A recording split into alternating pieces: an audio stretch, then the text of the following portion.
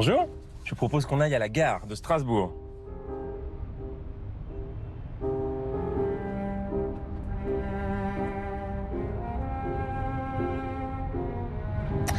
Que Dieu reste fidèle à sa parole. Dieu reste fidèle, tout le temps.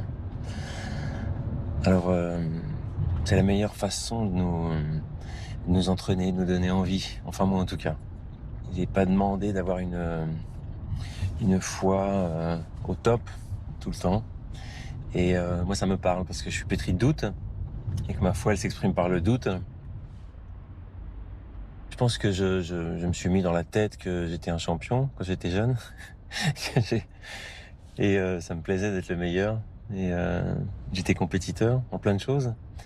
Et puis, par différents événements de la vie, j'ai été abattu, mis à terre. Et puis, je me suis aperçu que j'en menais pas large.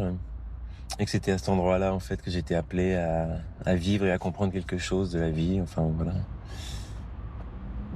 Quand on fait du théâtre, on fait vraiment une activité qui est inutile, qui est vue comme ringarde par beaucoup de gens, à juste titre, enfin, qui est traditionnelle, qui est ancienne, et qui consiste à se donner les uns aux autres un peu de temps, voilà, de faire l'effort, de faire plus qu'un clic quelque part, mais de se déplacer, et puis d'aller s'installer dans une salle et de partager une histoire, des émotions, de l'intelligence ensemble.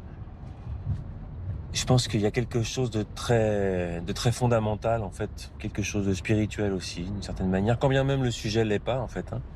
C'est-à-dire quelque chose qui nous élève et qui raconte quelque chose de notre humanité parce qu'on est ensemble. C'est l'inutilité des mots aussi, enfin voilà, c'est la manipulation des mots. Ouais. Les mots qui peuvent tuer, qui peuvent guérir, qui peuvent consoler. Donc voilà, c'est magnifique. On dit que le poète aura le dernier mot, ça c'est vrai. Alors on arrive à la gare, c'est un peu ma deuxième maison. Voilà. Merci beaucoup. Je vous souhaite un bon dimanche.